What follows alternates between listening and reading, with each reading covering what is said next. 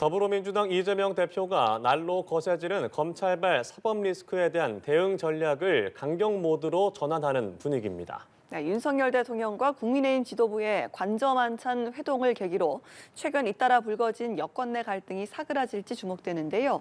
두 분과 함께 정치권 소식 짚어보겠습니다. 이상곤 대구 한의대 특임교수, 윤재관 더불어민주당 정책위 부의장 나오셨습니다. 어서 오십시오. 네, 안녕하십니까.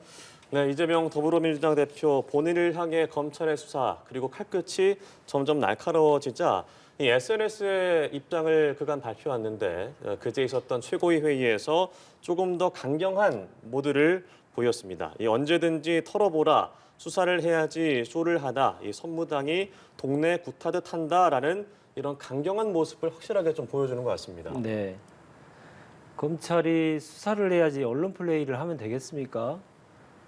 이미 선관위에도 신고되고 재산신고에도 이미 재산신고를 통해서 이미 밝혔던 현금과 관련된 내용을 가지고 마치 이재명 대표가 대장동 일당으로부터 뇌물을 수수한 것처럼 이렇게 언론 플레이를 하는 모습은 대단히 바람직스럽지 않고요. 이런 모습을 보면서 야당의 대표를 떠나서 검찰의 이러한 수사 방식은 많은 국민들로부터 그동안 계속 지탄을 받아왔던 거 아니겠습니까? 예. 야당의 대표라기보다는 국민 한 사람으로서 검찰의 이렇게 잘못된 수사 관행 이거에 대한 일침을 가한 것이다라고 생각을 합니다.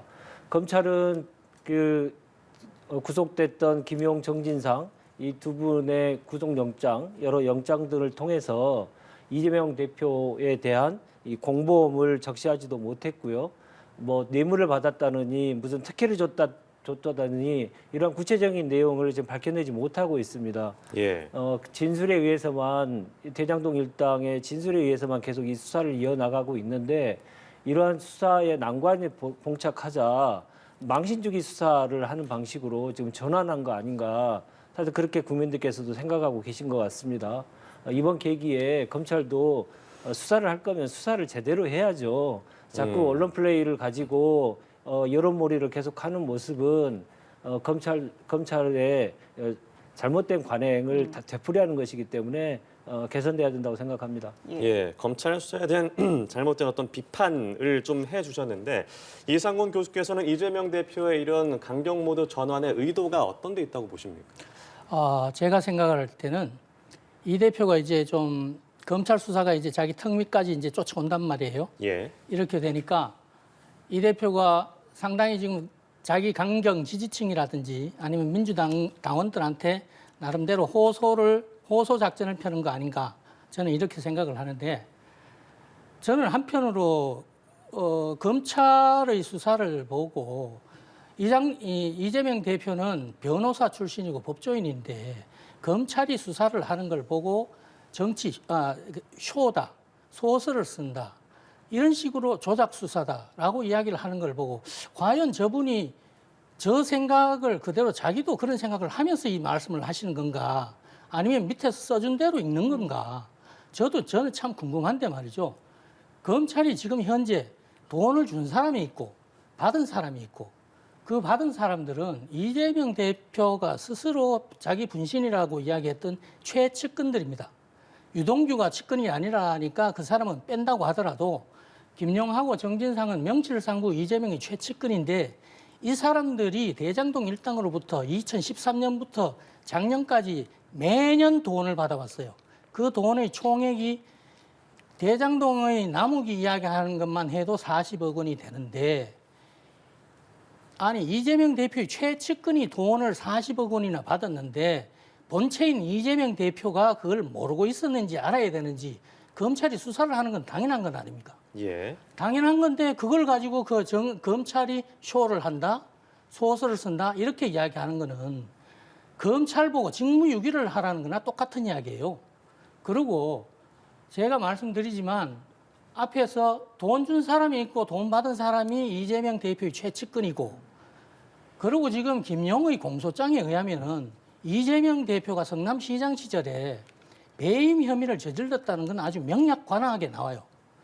그런 부분들을 다 따지면 성남시장 할 때 이 정도로 수천억 원의 이익을 부당 이득을 건설업자들한테 주고 428억 원이나 달하는 저수지를 만들었다고 하면 이분이 과연 대통령이 됐었으면 어떤 일이 벌어졌겠는가?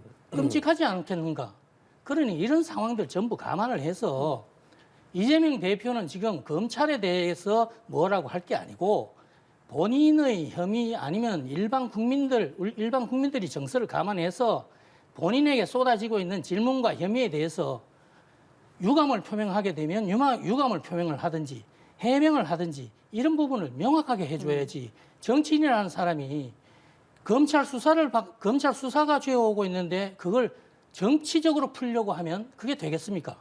예. 지난 2020년에 대법원에서 선거법 위반 가지고 무죄를 받은 그런 경험이 있어가지고 그런 소리를 하는 것 같은데 그때는 김만배가 버젓이 그 사업을 하고 있었고 대법원에는 권순일 대법관이라는 50억 클럽의 사람이 있었기 때문에 예. 그게 가능했는데 지금은 그런 꿈 안 꾸시는 게 좋겠다. 저는 예. 이런 말씀드립니다. 검찰은 당연한 수사를 할 뿐이다라고 말씀을 하시는데 뭐 이 대표뿐만 아니라 민주당에서도 이제 이 대표를 적극 지원하고 나섰거든요. 검찰 고발뿐만 아니라 이 검찰발 보도에 대해서 좀 적극 여론전에 나서고 있습니다. 이 부분에 대해서 어떻게 보세요, 교수님? 제가 그런데 이제 검찰발 부분에 대해서 당에서도 민주당에서도 이재명 대표를 지원을 하기 위해서 당연히 지금 현재 이재명 대표가 민주당의 당 대표이기 때문에 당에서 그렇게 지원하는 것은 인지상정이다라고 생각을 하지만 당에서 푸는 데는 한계가 있다. 지금 현재 당내에서 벌어지고 있는 부분, 검찰 수사에 대해서 민주당이 일치 단결된 모습을 못 보이고 있다. 이탈 세력이 벌써부터 나오고 있고, 지금 현재 이낙연 전 총리까지도 미국에서 조기 귀국설이 나올 정도 아닙니까? 이런 형태이기 때문에 당에서 하는 데는 어느 정도까지는 한계가 있을 것이다. 예. 어느 정도 이탈 세력이 나오고 있는 부분까지도 좀 짚어주셨고요. 당 차원에서는 이런 당대표의 사법 리스트 어떻게 풀어가야 될까요? 네, 말씀드리겠습니다. 그 전에 좀 말씀드린 거는 지금 말씀하셨던 앞서 말씀하셨던 내용은 검찰의 지금 수사 내용을 모두 100%다 사실로 단정하고 말씀하시는 거에 대해서는 매우 유감입니다. 대한민국은 분명히 상권 분립국가 이고 재판의 과정들이 있는데 이 사실에 대해서 검찰발 내용을 모두가 사실인 것처럼 지금 방송에서 말씀하시는 것은 대단히 유감이다. 다시 한번 좀 지적하고 싶고요. 예. 그 이재명 대표와 관련된 사법 리스크 관련돼서 내용은 그동안 얘기가 많이 되어 왔습니다.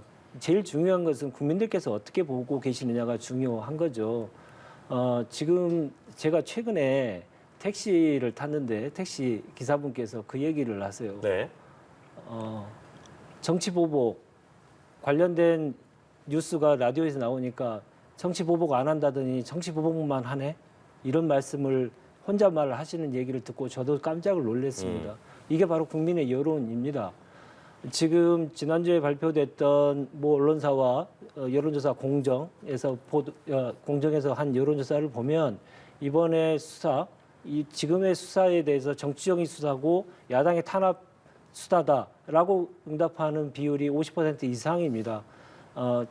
정당한 수사 이렇게 판단하시는 분들은 40%에 불과합니다. 특히 저는 주목했던 것은 그 여론조사에 주목했던 것은 대구 경북, 그러니까 지금 여당의 권리죠. 대구 경북에서도 정치적 탄압과 정당한 수사가 3%밖에 차이가 안 납니다. 지금 이러한 상황이 벌어졌던 이유는 무엇이냐? 앞서도 여러 차례 많은 분들께서 얘기 나오셨습니다마는 완벽하게 편향된 수사, 240대 0 이런 편향된 수사. 어떤 수사는 여당의 수사 관련돼서는 아무것도 진행하지 않지만 야당의 수사에 대해서는 완전히 탈탈 터는 수사. 이것이 과연 공정한 수사이냐. 이게 대한민국의 2022년도 대한민국에서 벌어지는 것이 실제로 정말 이게 정당한 것이냐, 온당한 것이냐에 대한 국민적인 판단을 지금 받고 있는 것입니다. 정치적인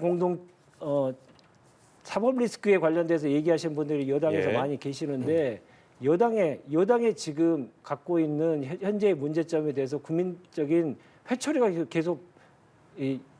계속 들고 계시다. 그렇기 때문에 집권 6개월밖에 안 된 정당이 야당에게 지지율이 밀리고 있는 상황에 대해서도 정말 성찰하셔야 된다. 이런 말씀 꼭 드리고 싶습니다. 예.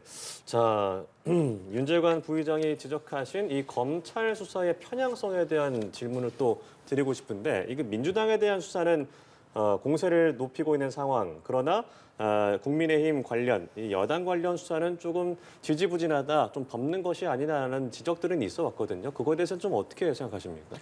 지난주에도 제가 말씀을 드렸는데 예. 민주당 쪽에서는 계속 240대 0이라고 해서 네.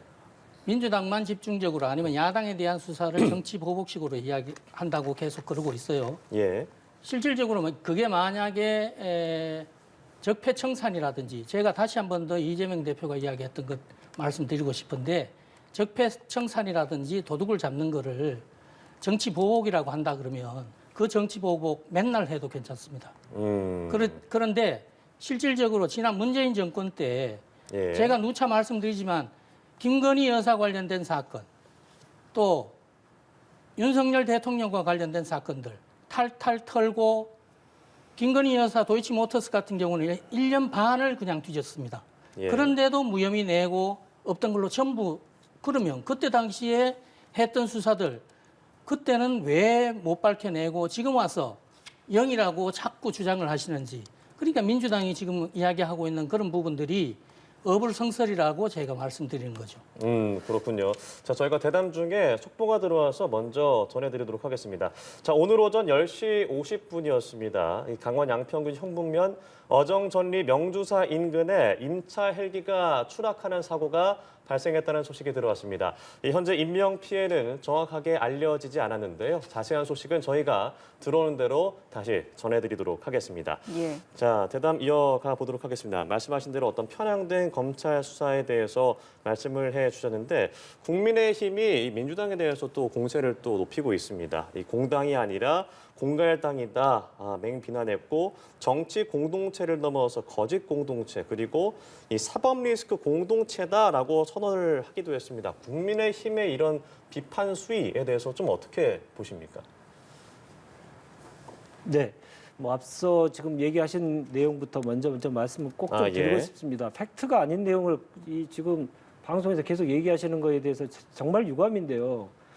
도이치모터스 주가 조작 사건과 관련된 김건희 여사에 관련된 수사는 있어 왔습니다. 근데 작년 12월에 검찰이 이 수사 결과를 중간 수사 결과를 발표할 때 이 김건희 여사 건과 관련돼서는 계속 수사하겠다고 했지 무혐의 처분한 건 아닙니다. 네. 근데 무혐의 처분했다고 좀 얘기하시는 건데 그래서 저희들이 얘기하는 겁니다. 계속 수사하겠다고 했지만 정권이 바뀐 뒤로부터는 아무 수사도 하지 않고 한 번의 압수수색, 한 번의 소환조사 또 이루어지지 않고 있는 것입니다. 그렇기 때문에 그런 문제를 제기하고 있는데 무혐의 처분했다고 얘기하시는 것은 대단히 좀 계속적인 팩트가 아닌 내용이 얘기되고 있어서 좀 유감이다는 말씀드리고요. 민주당에 대해서 여러 가지 그 조를 만들어 내실 때 조를 만들어 내시는 과정 속에서 한번 본인들도 생각을 좀 한번 해보셨으면 좋겠어요. 그 시간에 정말 민생을 살피고 국민을 살피고 지금 이번 국정조사를 정말로 제대로 하기 위한 진상규명을 제대로 하기 위한 여당의 모습을 보여주시는 게 중요한 거지 자꾸 뭐 조를 만들어내서 어떤 그 야당에 대해서 무슨 당이다 얘기하시는데 저도 역시 똑같이 여당에 대해서 무슨 당인 것이냐라고 조를 만들어서 하고 싶습니다만은 정치의 기본적인 품위가 있죠. 품위를 좀 지켜주시는 정치를 좀 하셨으면 좋겠다. 이 말씀 드리고 싶습니다. 예. 자, 아까 뭐 잠깐 이탈 세력 이야기도 좀 해주셨습니다만 아직은 소수지만 또 비명계를 중심으로 유감 표명 요구에 더해서 이제 당원 80조까지 들며 거취론들이 나오고 있습니다. 김동연 경기도지사는 지금 상황에서 리더십 대체론이나 지도부를 흔드는 건 바람직하지 않다라고 또 말하기도 했는데 다음 주에 이제 이 대표가 취임 100일을 맞습니다. 관련한 메시지가 나올까요? 먼저 윤 부의장께 여쭤보겠습니다. 메시지 글쎄요. 관련된 그 내용이 나왔을 때 확실하게 본인 입장을 정확하게 얘기하신 것은 그동안 계속 있어 왔습니다. 예. 그래서 필요하시다고 하면 입장을 내시겠죠. 그러나 최근의 상황을 보면 이러한 유감 표명이 관련돼서 하기 전에 우리 당의 여러 가지 민주당의 여러 가지 의견이 나왔던 내용을 가지고 여당에서 이미 갈라선 것처럼 얘기하시는 것은 너무 사실을 호도하는 얘기다라는 얘기를 먼저 좀 드리고 싶고요. 이재명 대표 취임 100일 메시지에 많은 여론이 주목되고 있는 건 사실입니다만은 아까 말씀드렸듯이 지금의 검찰의 수사 방식대로 계속 할 경우 그것이 하나도 바뀔 가능성이 없다고 보여지고 특히나 지금의 수사의 방식도 그렇고 국정 운영 방식도 보면 완전히 옛날에 독재정부 시절에 나왔던 언론 탄압 이런 것들이 계속 나오고 있고 특히나 지금의 이번에 참사와 관련된 내용도 관련돼서도 정말 진정성 있는 사과도 없을 뿐더러 최근에 있었던 내용들을 보더라도 많은 국민들로부터 지탄을 계속 받고 있습니다. 그래서 이러한 국정 운영의 난맥상과 관련된 메시지들이 더 많이 나오는 것이 야당의 입장에서는 대단히 중요한 문제다 이렇게 생각을 저는 하고 있습니다. 그러면 지금의 검찰의 수사 방식대로라면 뭐 민주당의 화합이라든지 반발만 더 강해질 것이다 이렇게 이해를 할 수 있을까요? 공당에서 여러 가지 생각이 다른 분들이 다른 의견을 낼 수도 있습니다. 민주당은 그것을 용인하고 그것을 함께 포용하고 있는 것이죠. 여당처럼 다른 의견을 가지고 있는 당대표 있다고 해서 당대표마저도 쫓아내는 정당이 분명히 아닙니다. 그럼에도 불구하고 여러 의견들이 나올 수밖에 없는 것이죠. 상황이 계속 이어지다 보면 여러 의견들이 나올 수 있습니다만은 지금의 검찰의 수사 방식 이것은 단지 민주당에 대한 탄압 이것이 이전에 대한민국의 민주주의에 대한 위기다 이렇게 판단을 하고 있는 것입니다. 예. 그렇게 단순히 당 차원의 이 공격들에 대한 대응 이렇게 바라보지 말아 주시기 바라겠고요. 이렇게 계속 검찰이 야만적인 수사, 어떤 사냥을 하듯이 하는 수사가 계속된다면 대한민국의 민주주의는 매우 위태로워진다라고 하는 당내 공감대가 형성돼 있다는 사실을 말씀드리고 싶습니다. 알겠습니다. 이상곤 교수께서는 다음 주에 이제 이 대표의 거취와 관련한 어떤 메시지가 나올 거라고 예상을 하세요? 그 부분은 뭐 제가 볼 때는 이 대표 거취와 관련해서 이분이 지금 그렇게 본인 메시지로 그렇게 낼 분은 아닌 것 같다. 왜냐하면 과거에 이런 그 측근들의 비리 혐의라든지 부패 혐의가 있으면은 당 대표라든지 대통령까지도 심지어는 사과 성명을 내고 또 사과 기자회견을 하고 했었는데 이분 같은 경우는 현재 당장 검찰이 수사 선상에 올라 있는 분이기 때문에 본인이 어떻게 검찰 수사와 관련해 가지고는 정치적으로 아까 말씀했던 그런 식으로밖에 갈 수가 없는 상황이고 예. 지금 자꾸 그 범죄 혐의를 받고 있는 당 대표하고 그러니까 민주당 사람들이 지금 뭔가 지금 좀 제대로 착각을 하고 제 위치를 못 찾고 있다고 제가 보는 것이 범죄 혐의를 받고 있는 당 대표하고 민주주의하고 무슨 상관이 있습니까? 민주주의하고 그다음에 검찰 수사 이야기를 하는데 그걸 검찰들이 소설을 쓰고 있다고 이야기를 하는데 정권이 바뀌니까 그런 이야기를 하고 있는 거 아닙니까? 예. 검찰은 당연히 범죄 혐의가 있는 곳에선 범죄에 대해서는 수사를 해야 되는 게 검찰의 직무고 당연한 의무입니다. 그런 부분들을 가지고 민주주의가 어떻고 내지는 민주당 사람들이 그런 부분 때문에 지금 헷갈리고 있다는 거예요. 이재명 대표 때문에 제가 볼 때는 이재명 대표는 검찰의 수사가 지금 그 정진상과 김영우의 구속 이후에 그들이 받았던 그 뇌물 부분의 최종 사용처가 어느 정도 나와가지고 검찰이 지금 그 종착점이 이재명 대표라는 부분을 가지고 추적을 하고 있다. 그런 보도가 나오고 있는 중입니다. 예. 검찰이 이재명 대표를 소환하게 되면 기소를 하는 거예요. 기소를 전제로 하고 소환을 하는 겁니다. 그렇게 되면 이제 구속영장을 치고 체포 동의안을 내고 이렇게 될 거예요.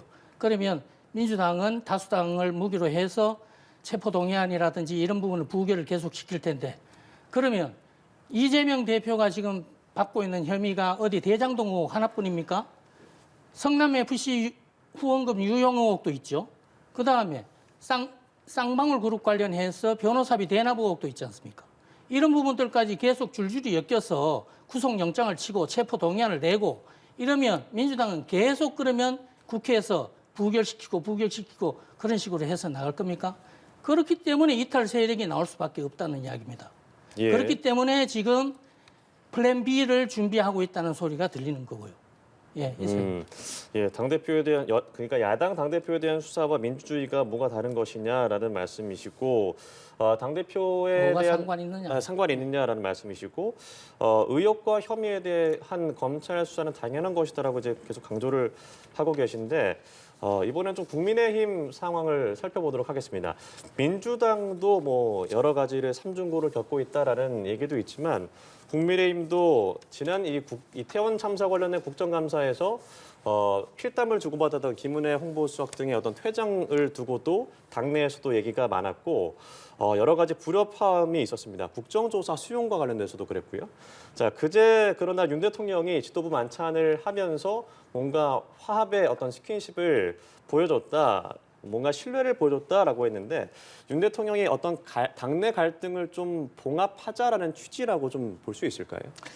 그건 당내 갈등이라고 보다는요. 지금 예. 현재 이제 워낙 국회가 민주당과 국민의힘의 수적으로 너무 차이가 나지 않습니까? 예. 모든 부분들이 지금 현재 예산국회가 국정감사가 끝난 후에 예산국회가 진행이 되고 있는데 이 예산국회에서 예산이 새 정부가 추진하고 있는 예산들이 모든 게 다 삭감이 되고 있어요. 그러면서 심지어 민주당의 원내대표라는 사람은 대통령실하고 청와대 개방 예산을 삭감을 하면서 오히려 청와대로 돌아가라. 이런 식으로 조롱을 하고 호언장담을 하고 새 정부를 깎아내리고 있습니다.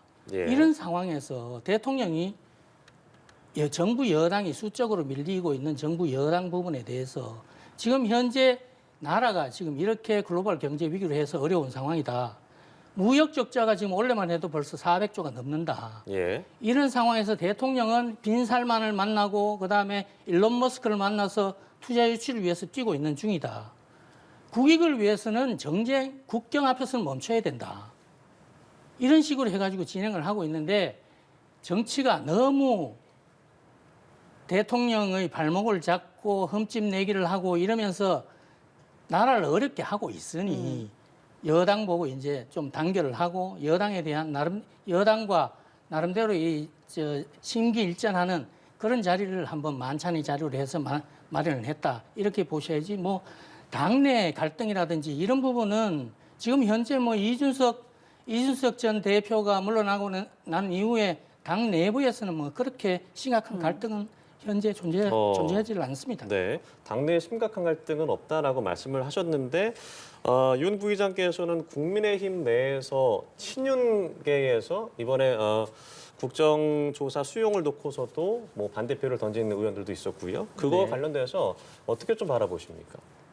반대표 던진 분들 그분들이 이제 자칭 윤석열 대통령과 매우 가까운 분들이라고 알려져 있는 분들인데 예.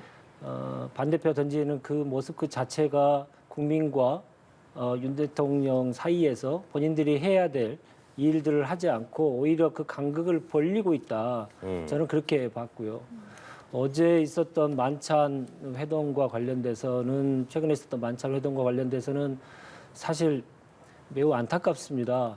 왜냐하면 집권 여당 대통령을 포함한 집권 여당이 이 다 모인 자리에서 전국의 최대 현안 국정조사 관련된 이태원 참사와 관련된 내용이 한마디도 나오지 않았다라고 하는 것을 브리핑하는 모습을 보면서 아 이건 정말 아니다. 정치가 이래서 되겠습니까? 바로 직전에 참사의 유가족들이 얼마나 화가 나신 일이 있었습니까? 유가족 협의회에 관련된 의견을 내라고 문자 메시지를 보내면서 6시가 넘으면 의견이 없는 것으로 간주한다라는 문자를 일방적으로 정부가 보내는 이런 모습을 계속 보이고 있는데 대통령과 여당의 지도부들이 만나서 아니 국정조사 하는 목적이 진상규명이고 유가족들이 지금 한을 풀어주기 위한 것이니 우리가 제대로 한번 해보자. 이런 얘기가 나오는 것이 너무나 정당하고 너무나 당연한 건데 그 말이 한마디 없었다. 술은 딱 한 잔만 먹었다. 이런 얘기들이 나오는 모습이 정말 국민의 한 사람으로서 매우 바람직하지 않고 예. 유감이다 이런 말씀 좀 드리고 싶습니다. 예, 말씀하신 것처럼 어제 이상민 장관 거취에 대한 이야기가 나오지 않을까 좀 관심이 몰렸는데 뭐 민감한 현안에 대한 이야기는 좀 나오지 않았더라고요. 어떻게 보셨어요? 뭐 그건 거기에는 뭐 저도 어차피 참석을 안 했던 것이고 비공개 만찬이기 공개가 안 때문에 됐죠. 이제 예. 그런데 뭐 어차피 비공개 만찬이라고 해도 지금까지 저희들 정치에서 이런 회동이라든지 대통령과 회동 내용들은 다 나오게 돼 있고 또 우리 또 윤 교수가 말씀하신 그 이태원 참사 관련해서도 여러 가지 무슨 뭐 대책들 그 수뇌부들이 모였으니까 수기가 있었겠죠. 예. 예. 자, 그제 있었던 이 만찬 회담과 관련해서 민주당은 협치를 포기한 정부 여당의 비밀 만찬이다. 무엇을 감추려고 하느냐라고 얘기를 했습니다. 3시간 20분 동안 만났지만 취재를 불허하기도 했고요. 이와 관련해서 최근에 있었던 이 대통령실의 뭐 언론관에 대한 비판도 있었고 또 정상회담의 기자들을 출입하지 못하도록 불허하기도 했었고 이런 야권의 비판이 이어지는 점에 대해서는 또 어떻게 좀 보십니까? 이제 아무래도 이제 대통령실에서 제가 지난주에도 드렸었는데 대통령이 좀 언론관 자체가 좀 원칙적이다 보니까 예. 언론 자유 부분은 인정을 한다고 하더라도 언론이 좀 가져야 될 윤리의식과 언론의 책임의식 이런 부분들은 좀 가져줬으면 좋겠다라고 해서 MBC하고 대통령실이라든지 이런 긴장 관계를 생각을 해서 야당에서는 또 그런 부분들을 자꾸 증폭시켜 나가고 있는 것 같아요. 하지만 비공개 만찬이라고 해도 또 지금까지 기자들이 지금 취재를 해온 걸 보면 네. 또 항상 비공개 만찬이라고 해도 다 밝혀내오고 또 그런 공개를 하고 그러지 않습니까? 그런 부분들 있었으니까 차차 어떤 내용들이 나오는지 한번 지켜보시죠. 예, 뭐 관련해서 첨언하실까요? 네, 87년 민주화 이후에 대한민국의 민주주의 역사를 쭉 보면 몇 가지 키워드로 설명할 수 있습니다만은 그 중에 한 가지가 투명성입니다. 투명성이요. 예. 언론의 자유를 인정하는 이유는 권력을 견제하기 위한 투명성, 권력에 대한 투명성, 그것을 분명하게 인정하고 그것을 확대화한 과정이 지금 대한민국의 민주주의 과정입니다. 언론에 대한 이 취재의 자유를 보장하는 것은 국민들이 권력을 갖고 있는 사람들이 도대체 어떻게 하고 있는지 견제하기 위한 그리고 정확히 알기 위한 것이죠. 그래서 권력이 제대로 사용되는지를 확인하기 위한 것입니다. 그런 것들을 계속 제한하고 불허하는 것은 대한민국 민주주의 역사를 지금 거꾸로 돌리고 있는 것이거든요. 그 점에 대해서 매우 중요하게 생각합니다. 특히나 지난 캐나다 순방 때부터 이런 것이 있어 왔습니다. 김건희 여사가 캐나다 순방 시절에 했던 여러 가지 그 개인적인 일정과 관련돼서 개별 일정과 관련돼서 개인 일정이라고 하면서 언론에 공개하지 않고 사후 공개하면서부터 시작됐고 이번 순방에서 그것이 더 대통령까지 확대됐고요. 특히나 이번에는 또 집권 여당과 대통령이 한꺼번에 모이는 공간에 사진 한 장 그리고 모두 발언 하나 하지 못하는 이런 게 어떻게 책임 있는 정당의 모습이고 책임 있는 국정을 운영하는 사람들의 모습이겠습니까? 제발 투명하게 당당하면 투명하게 공개하시고요. 언론의 취재 자유를 보장하십시오. 그것이 국민에 대한 예의고 세계 제12 경제대국에 걸맞는 국격입니다. 알겠습니다. 자, 제가 마지막 질문은 좀 훈훈한 내용으로 마무리를 해보고자 합니다. 네. 어제 한일 국회의원 친선 축구대회가 4년 만에 열렸는데요. 5대3 한국의 승리로 끝났는데 이 내용 자체만 좀 들여다보면 굉장히 좀 뭐 양보와 배려의 마음들이 돋보였다 이런 평가가 나오더라고요. 어떻게 보셨어요? 짧게 들어보겠습니다. 저는 뭐 심각하게 보지는 않았습니다만 여하튼 일본한테 졌었으면 아주 큰일 날 뻔한 거죠. 그러지 않아도 여야 간의 사이가 안 좋은 그런 네. 상황인데 요즘 국회의원들이 국회에서도 옛날 같으면은 낮에 그렇게 싸우고 뭐 그러더라도 밤에는 술도 한 잔씩 하고 예. 저녁도 같이 하면서 이렇게 풀고 그랬는데 요즘은 국회의원들이 같은 상임위원회에서도 밥도 같이 안 먹는다고 예. 안 먹는다고 그래요. 그런 정도로 이제 정치가 좀 팍팍해졌는데 이런 기회로 또 한일전에서 5대3으로 이겼으니까 이런 기회로 여야가 좀 이렇게 훈훈하게 같이 협치할 수 있는 그런 분위기를 만들어가는 그런 모습도 이제 예. 보여야 될 겁니다. 알겠습니다. 이 여야 갈등이 첨예한 상황에 어제 또 일본과 상대하니까 여야가 좀 하나가 된 모습을 보여줬는데 갈등이 첨예한 상황에서 앞으로 여야의 협치 관련해서는 좀 어떻게 전망하십니까? 일본과 지금 이번에 그 의원들이 만난 것 자체가 그 네. 만남 자체가 매우 중요합니다. 문제를 풀어가는 데 있어서 제일 차적인 것은 대화를 하고 만나야죠. 그래야 의견이 있다 하더라도 좁힐 수 있는 거 아니겠습니까? 일본과 저렇게 만나고 하는 것은 대단히 잘했다는 생각이고요. 예. 근데 다만 저 과정 속에서 생각을 해보면 아니 일본 의원들과도 만나는 과정인데 왜 같은 대한민국의 야당하고는 만나는 게 이렇게 어려운가 한 번도 있어 왔지 않고 지금 역대 정부에서 가장 오랜 기간 동안 대통령이 야당과 대화하지 않는 그런 정당이 그런 모습을 계속 보여주고 있습니다. 예.